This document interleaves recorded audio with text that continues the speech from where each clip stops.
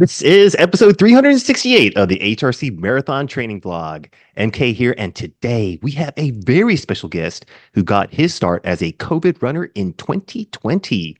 Alvin Ma is a content creator and distance runner who competes in road marathons and trail races.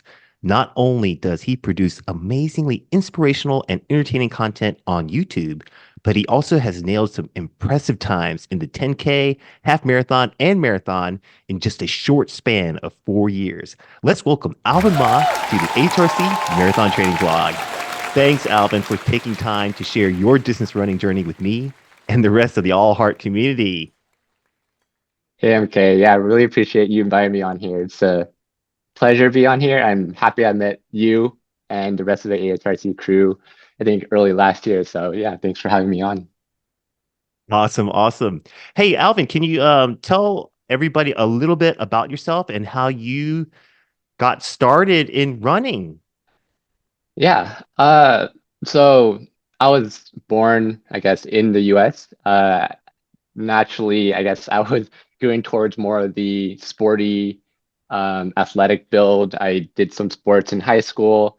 Running to me was one of those things that I always liked doing when I was younger, competing with my friends and everything like that. But I think it didn't really start clicking with me until, like you said, in COVID. I did half marathons here and there, but I started to really dial in the running train during the COVID era where, we're all stuck and we don't have anything else to do. Can't go to the gym, can't play basketball, can't play these interactive sports. But running was one of the things that you could do solo, and it's completely free, easy to do to step out and enjoy yourself. And that's kind of the track I kind of went on during the COVID era, and I'm sure a lot of people kind of went on that track as well as I have been noticing throughout the years. But that's kind of how I started to catch that bug that everyone's getting. But yeah, I've been training since, and it's been fun, and I'm still growing. Not just training, I think you're on a run streak. I am. Yeah. So I'm on today was actually day 800. So it Holy was, cow, 800 in a row? Oh my yeah, I'm trying to do gosh. at least like 5K a day. But yeah, 800 days. But I'm sure a lot of people are kind of on a streak. They just don't count like me. I just keep track. That's something I like doing. So I'm sure you and your kids are also on some kind of run streak as well. So nothing to brag about Well, too much. I think it is something to brag about because it's easy to run every day, but it's hard to run every day for an entire year because I think I end up running about 360 days out of the year. There's some That's still days when I'm good. traveling or Hmm. I'm it's the day after a race or we're celebrating some special day or something like that, and it just kind of doesn't fit in that day. It's impressive that you're able to maintain that streak for 800 days. 800, yes, yes. And I spent it with you this morning too, so that's great. Kudos to you on that. That's awesome. The but I don't think that you just view your running as just kind of leisure activity or something to do as a pastime or just entertainment. Just going out and meeting your friends for a basketball game. It seems like a little bit something more in depth for you. Yeah, I mean, it started off like that. I guess I just was trying to, pass time. But as things kind of progressed, I had my first marathon in 2020. It was at the LA Marathon, and that was like right before the quarantine happened. And I kind of just went at it. I didn't do my research, didn't gel, or I didn't do any training. Or I did do like normal running training, but it wasn't like a set training plan or anything like that. But as I ran more, I kind of developed this like competitiveness as well as wanting to get better at running, at the thing that I like doing. And so I was doing more research, kind of looking up how people got faster, how people uh, ran certain races at our race strategies and everything like that. And kind of start doing more research, bought a book to read about marathoning and gelling up fueling strategies.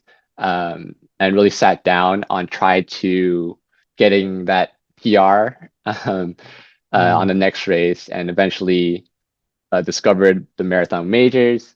then saw Boston Marathon, and then saw 3 hours as like something that I wanted to achieve, but also very like far end because I think my first marathon was just under 4 hours, and so thinking that Mm, I need to cut 1 hour from that was kind of like there's no way. But at the same time, I kind mm, of just went with the flow and kind of just ran a little bit more, kind of enjoyed running for also the mental clarity in the mornings. It really helped mhm, me. I guess it was a lot of ways that it kind of shaped who I am in terms of how to approach life. I know running is just like a lot of people is like a sport, get healthy and stuff like that. But there's a lot of, I guess, analogies you can pull from running into life. And so I kind of use that as sort of my reference in life as well. So running to me has developed a big part of my life. And so that's in a way how I kind of drew closer and closer to running and kind of wanting to get better each time I go running. And so I learned to also take it slow, nothing, mm. don't go too fast, and things will line up eventually as long as you put in the work. So you say that you're naturally a competitive person, and uh, I guess your first marathon kind of lit a fire under you. You said that you finished it just at around 4 hours or just under 4 hours, and then um, along the way, you learn to kind of appreciate the process and how it contributed to other aspects of your life. But at what point did you kind of feel like, holy cow, actually, I could be pretty good at this. And actually, actually, it's not crazy to think that I can qualify for Boston.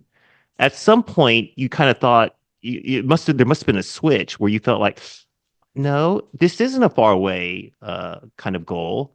I should go for this. I would say it would be my third year of running at the LA Mm, Marathon where I actually like wrote down a 12-week plan and kind of wrote down the mileage, the workouts, and I did that. I followed that to the T. I tried to, mm, really be strict about it and just take it one step at a time. And then it was at that moment I broke 3:16 in the marathon at LA mm, Marathon. And so I was like, oh crap, I just went from I think before I went from sub 4 to 3:45 and then to 3:15. And then wow, I'm that's like, oh, giant. I'm getting closer and closer. And 3:15 was the part when I wrote down the whole training regimen down and followed the 12-week schedule to the Mm, T. So I thought like, oh, okay, like I'm doing something right here, jumping from 45 to 15. I realized like I'm doing something that is working for me. Let's see if I can take it up a notch. And that's when I kind of met you guys last year. And then you guys are intense. And so that competitive drive also kind of got me to like, all right, I need to stay on top of my game and run with these guys. And so that's when I met you guys and started training a little bit harder and then trained for mm. CIM at that point. And that's when I got really close. And this idea of sub three started to seep in and be like, I'm actually pretty fast around me, at least in the bubble that I'm in. So that's when it really clicked, I want to say. Wow, that when we were running together a bunch, that was a really good group. We had like Coach Alex there, we had Hmm, hmm. Brian, we had Johan, we had Isaac. Cole was like coming around and like getting a little bit Yeah. better and running together. And yeah, it was that was really good times. I think it's like it's one of the ingredients in that bag that really contributes to successful training builds. You don't necessarily have to have it, but it really helps.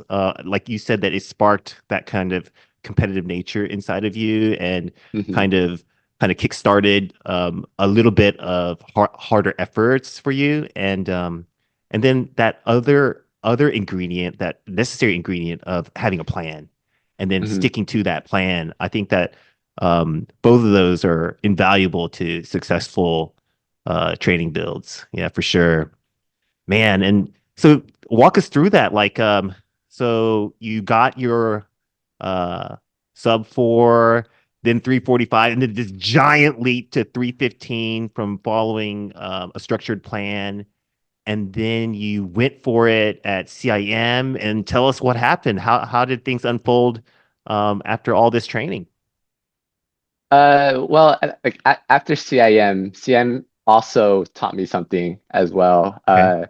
I think, and that I also learned it from you afterwards when I was talking to you about how CIM went and how I fell short of that sub 3, and you told me about hydration. Hydration was like pretty key Mm, to the marathon running race. So I only hydrated like whenever I gelled up, which is only like 5 times a race. But you told me like data kind of demonstrates that elites even drink and hydrate even more than that. And so, mm, and I was sweating a lot. And it was hot that day as well. So it definitely taught me another uh, thing to implement throughout, I guess, my training build as well as racing itself.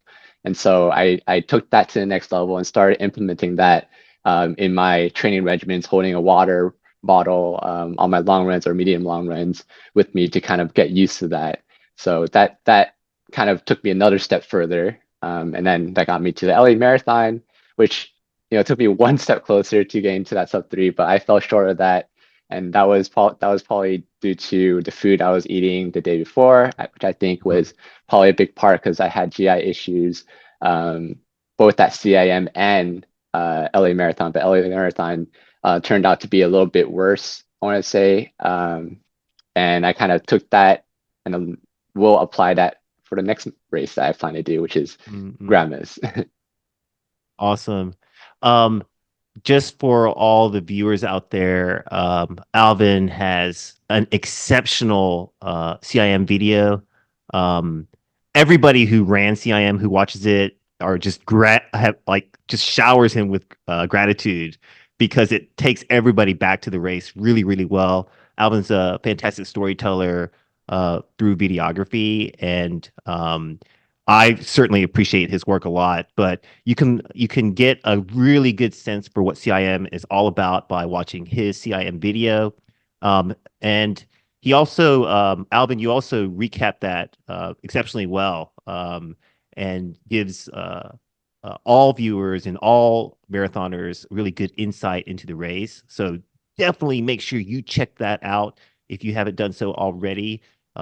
You'll thank me later for sure. And then give him some love in the comments over there. So how did you end up finishing CIM and LA the last time, as far as finishing times?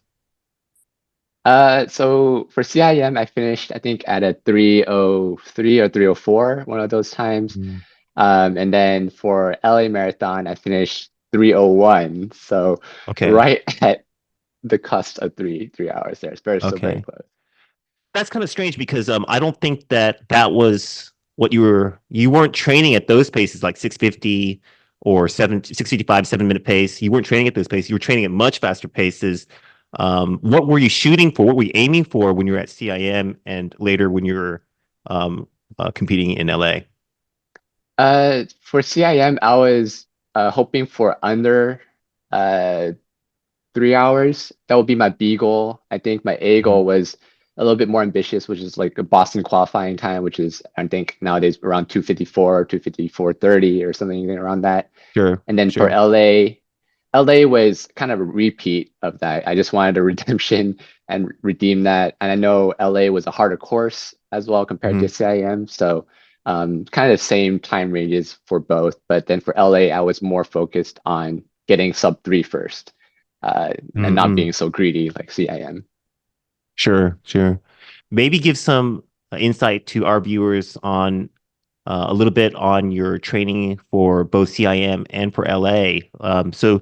What would be a typical long run workout? What would your marathon pace efforts look like, and how would you structure that within your long runs? Just to give our viewers an idea of how you're preparing.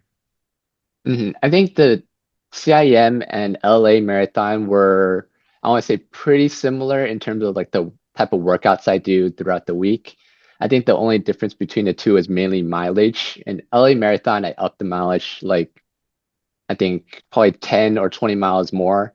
In CIM, my peak week was around 70 miles. And Mm, then for LA Marathon, I went up to 90 miles. But my long runs are usually, it depends on, I guess, what stage of the week it is. There's three increments. I kind of have the base build and it goes up to like threshold and to VO2 or speed build. But usually my long runs incorporate marathon pace, which at the time was around 340s, 330s, or I'm sorry, 630s and 640s per mile Mm-hmm. pace. Um, and so I try to incorporate those in my marathon long runs. And then for medium long runs, those have these speed play fartlek sessions where I go up to threshold pace, 2 minute ons and 2 minute offs. And then, of course, there are these speed sessions, VO2. These are throughout the weeks. VO2 sessions where there are intervals. They could range from 600 meters to 1,000 meters, maybe even to 1,200 meters as well. Mm-hmm. Uh, and those would be the workouts. And then I'll say, general aerobic are generally a progression run. So I start off slow and I slowly go faster and faster, touching all the heart rate zones. And then of course the remaining days are just easy days and for me to recover and stuff like that. So I try to run every day. I know some people take uh, days off where they completely don't run, but I was like we said, I'm on that run streak, and so I kind of try to incorporate running here and there as much as possible, even though if I'm just recovering. So that's kind of like the general week that I kind of take my sessions, and then each week I kind of ramp it up in terms of mileage, especially in the long runs. I kind of start off like beginning the build will start off around 17, and then next week will increase by 10% to 18, 19, 20, and then maybe even up to 22 miles would be the max. And sometimes I would run less than 2 hours and 30 minutes. But if I go over, not a big deal. I just try to reach 22 miles and make that as my, I would say, peak long run week for the marathon build. So that's kind of the general structure that I follow. But CIM and LA Marathon, CIM is very similar to LA Marathon. LA Marathon was just higher mileage in that sense, with incorporating some AM and PM runs, which is dual sessions for one day. But that's kind of the structure I've been following for those two builds. You had a really good litmus test long run for, I think, for both of those marathons where you would do 2 miles on and 1 mile off. But you would do your off mile at a float at around steady state pace. Can you describe Mhm. that workout for everybody out there? Yeah, it's a 22-mile long run generally. And then there would be six, I guess, reps of 2 miles at marathon pace, and then a float at steady state, which at the time for me was the 6:55, 6:50s. And then my marathon pace was 6:30s. And I repeat that six times. And then the remaining miles at the beginning and end were just cool down and warm up sessions. So pretty straightforward, but that's kind of the structure for that workout. And then you would average those 22 miles. The whole average for all 22 miles would end up being around what pace? It would be around 6:50 if you include the warm up and cool downs. Those usually are around like eights or high sevens. Okay. So, if any of you are watching out there and you know a little bit about marathoning and you know a little bit about the 3 hour marathon, um, it's obvious that Alvin is not a 3 hour marathoner. Alvin is definitely somewhere in the low 250s marathoner. Um, and on top of that, I see Alvin running every day and definitely acknowledge his fitness, his attention to detail, and his devotion to sticking to his plan, his marathon plan, and making um, prioritizing his marathon training. Um, so I just want everyone to know that how legitimate I personally view Alvin as a distance runner, as an athlete, and how seriously that he takes it. So I feel like Alvin, your your 304, your 301 at CIM and in LA are kind of false false finishing times. Definitely, the marathon is very complex. There are a lot of parts to the marathon. It's not fitness is one giant part for sure. Um, and then on top of that, you got to get your fueling right. You got to get your hydration right. You got to get good weather conditions on the day.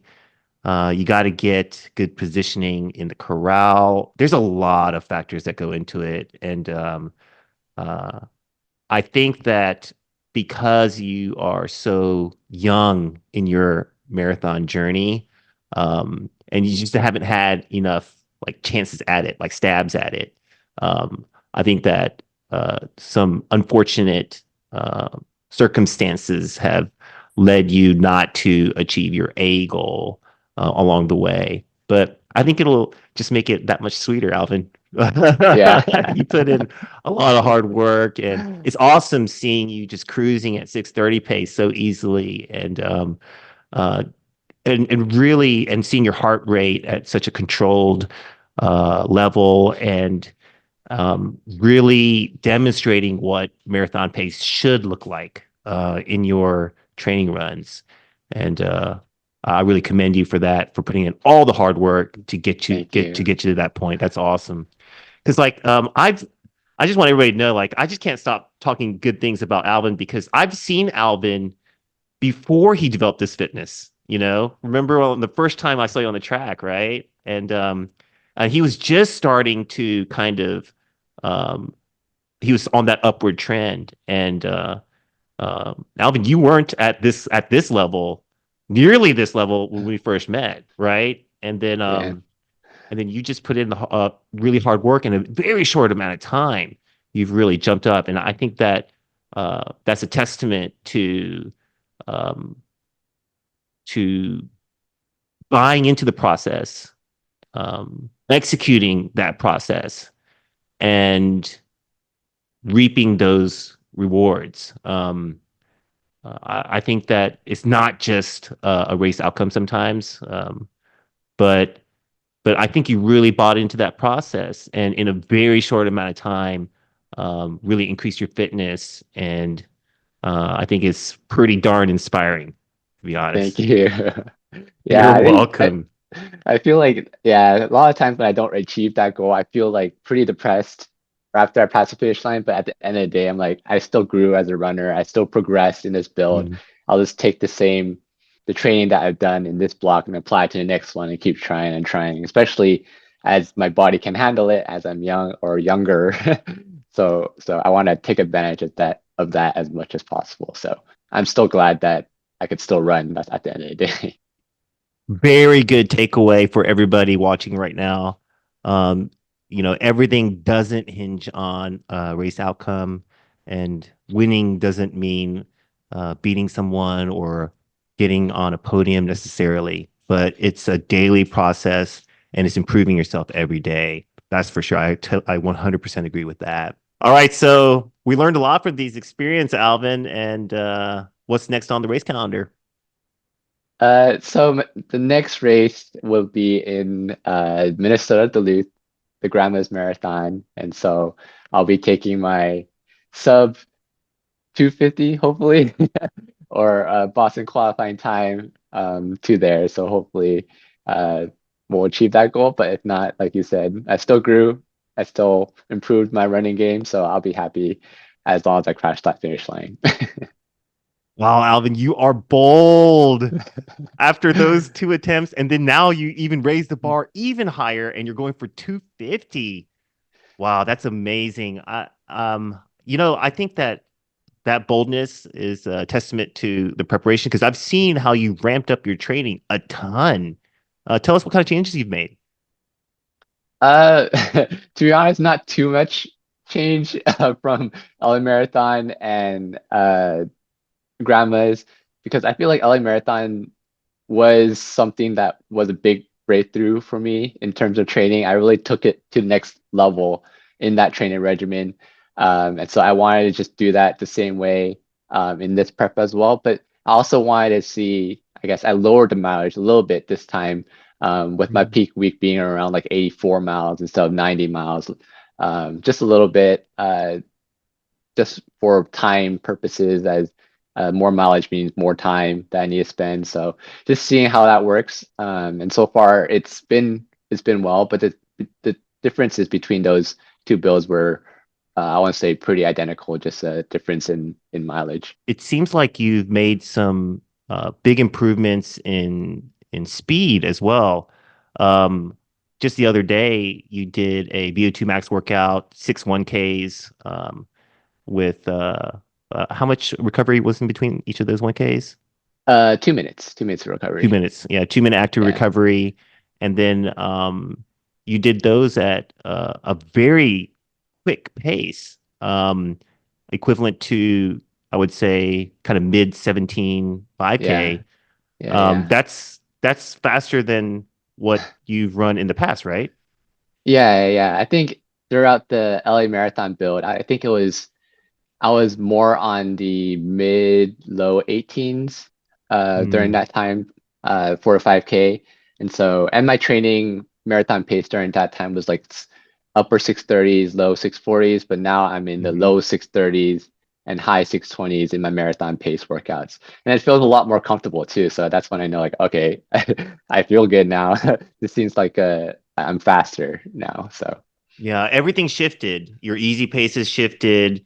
Your mhm. lactate threshold has shifted. Your VO2 max has shifted, and then consequently, you have a brand new marathon pace. So it looks like you're gonna send it at grandma's and go for your 250.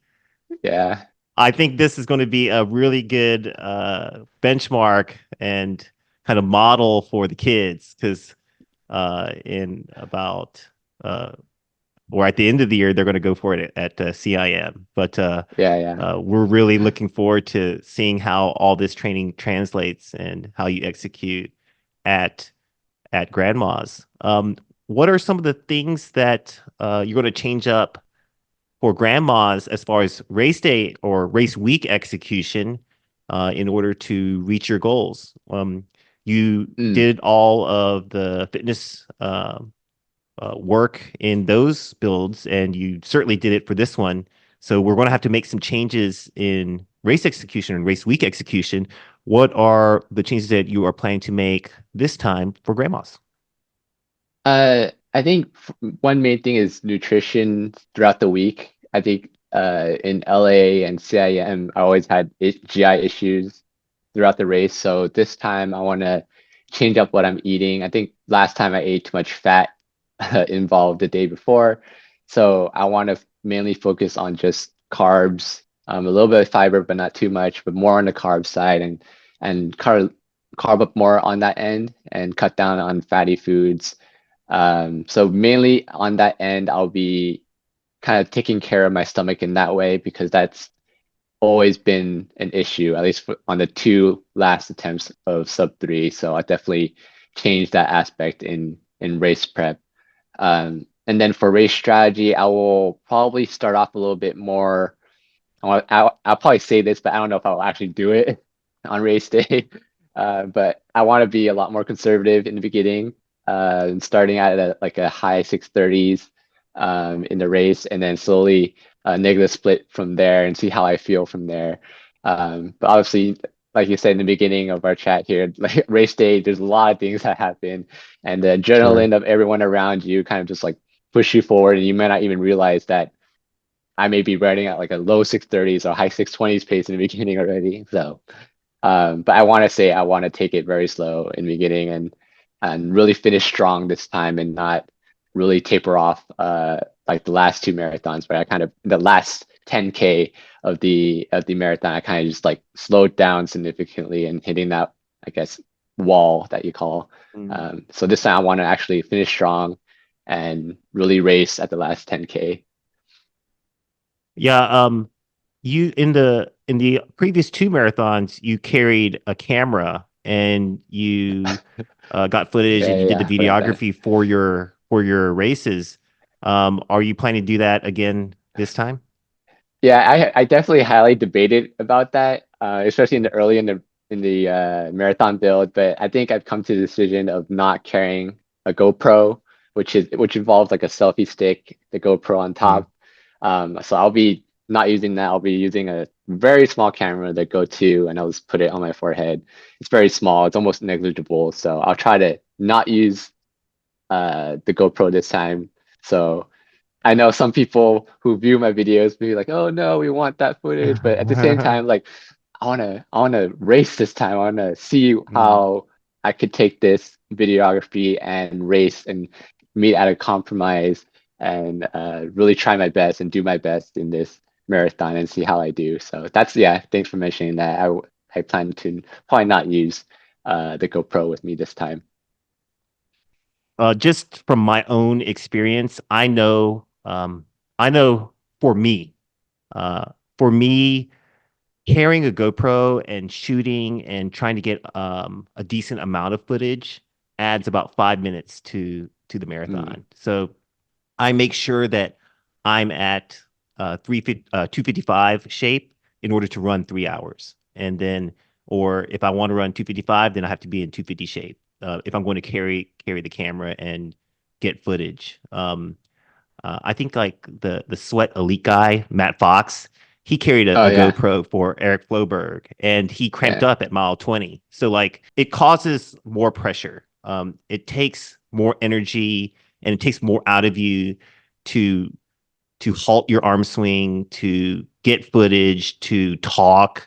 Um, all that kind of stuff requires extra. And even Matt Fox, that was easy run, like the easy pace for him. And Mhm. so, yeah, it definitely is a factor. It's definitely a factor. So I think that that's going to be giant for you, not carrying the GoPro and the selfie stick, and then not trying to get foot or as much footage and then yeah, I think that's gonna be giant. So you have this goal of shooting for 250 at grandma's. How open are you to revising that goal based on, let's just say that it turns out to be a hot day, or maybe it turns out to be a windy day? How how open are you to revising your goals based on conditions of on the day? I want to say I'm pretty open to it. I would rather keep my body safe and not injure myself. But obviously, I'll probably try doing what I can in the beginning, and if the heat or wind or whatever weather condition turns out to be uh, comes out to be too much for my body to handle, and I realize, okay, this is probably not the day that I should be pushing my body and kind of pushing that goal.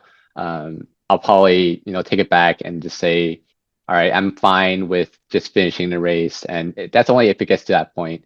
Or I'll revise my goal based off the conditions. Maybe a sub 3 would be fine as well. But if it's really turned out to be bad, then yeah, or I'll or maybe even 254, right? Because I think yeah. the difference between a 250 and 254 is giant. I mean, I think to Okay, yeah, for yeah, normal people they say, oh, 4 minutes, like, but I think that's a for you. I think it's going to make it more of an easy run. If you yeah. go for 250 or you start at 254, right? But I think it might be a good idea, like if your body is not in a good condition or if the Hmm. weather is not in perfect condition, whatever it may be that could influence. But definitely, like temperature is giant, right? Yeah, It's a huge factor.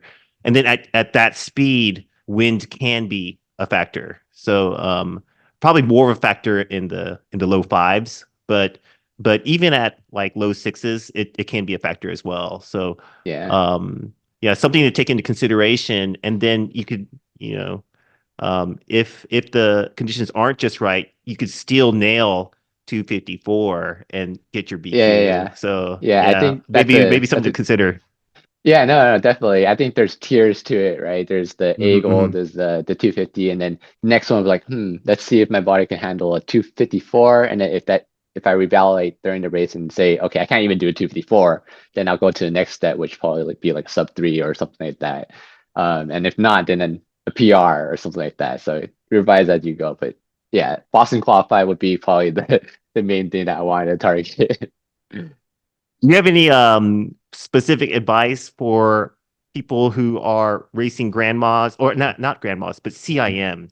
Um, since you have experience at CIM, do you have any advice for them about the CIM course? Oh yeah, definitely. The course, I think everyone has heard the courses, you know, take it easy in the first half. Everyone says that and no one listens. I didn't listen the first time. So please take it easy. Like when they say take it easy. Because at the very end, like it's gonna get for me on that day it got hot too. So definitely take it easy, reserve, don't put all your energy in the beginning. First half, take it easy, and then second half, that's when you start racing. So really, really take that into consideration if you're racing CIM. I don't think it can be overstated that the marathon race begins in the last 10K. So, yeah, I Yeah, definitely want to be able to have wheels in the last 10K and race that super hard. yeah. Hey, Alvin, is there any kind of advice that you can give to people who are just starting out in their running journey? It hasn't been too long since you started taking it pretty seriously in as a runner who started his run streak in the pandemic. What advice could you give to all those folks out there starting anew? Uh, I probably say for those people who are just starting off, take it slow. Honestly, don't just jump the Mm, gun. I think consistency is definitely key. Developing that routine, developing that habit. Don't just wake up and say, "All right, I'm gonna run a half marathon," and see how you feel. Because obviously you're gonna feel horrible after the run, and you're gonna back off like, "I yeah. can't do this anymore." I think you should very take things slow. Start off maybe even like if you're really new to the game, start off even 1 mile a day and then slowly increment, add that up. You have so much time in the world to develop that consistency. So I'd probably say don't rush things, take it easy, and see if you could kind of make a habit out of it first and develop that consistency before you kind of really start thinking that I want to be a runner. I mean, it's good that you want to be a runner. It's good that you want to have a change, but don't expect results off the bat. Running isn't something like Mm, that. And a lot of things in life too isn't like that. You have to really take things step by step, take baby steps to become who you want to be. You can't just wake up and put in one giant work and say, all right, I should be at that level now. No, it doesn't work out that way. So take it easy and be consistent is probably my top advice for people starting anew. okay, so I want to be a runner. I took it easy, and now I want to take it to the next level, and I want to get my 3 hour marathon. Give me your best advice. Uh, I would say probably write out, I guess, Mm, the training regimen because that's for me personally. That's when I kind of made that shift. So I probably take that experience and probably share that with other people and say, I don't know if it'll work for you, but for me, I started to think that I could actually achieve that sub 3 hour when I wrote down the 12-week plan, 16-week plan, or 18-week plan, and really stuck to it and used that as guidance for me to hit the workouts, get my mileage in, and really eventually get to that next level as a runner. So I probably uh, look up some structured plan, get MK to coach you, and I think you'll Thanks for definitely the plug. definitely get there. Hey, speaking of plugs, where can everybody find you on social media, Alvin? So if definitely YouTube. YouTube is in my main, I guess, outlet for my creativity and my social media, I guess, footage. I'll be at Alvin Ma 02460. It's just a generic name, but that will be my YouTube channel. And you can also follow me on Strava, and see my daily streak journey and see how far that goes. So those two are my main social media outlets. Awesome. Thank you so much. And thank you for joining us on this talk about how Alvin went from a COVID runner to a 250 marathoner.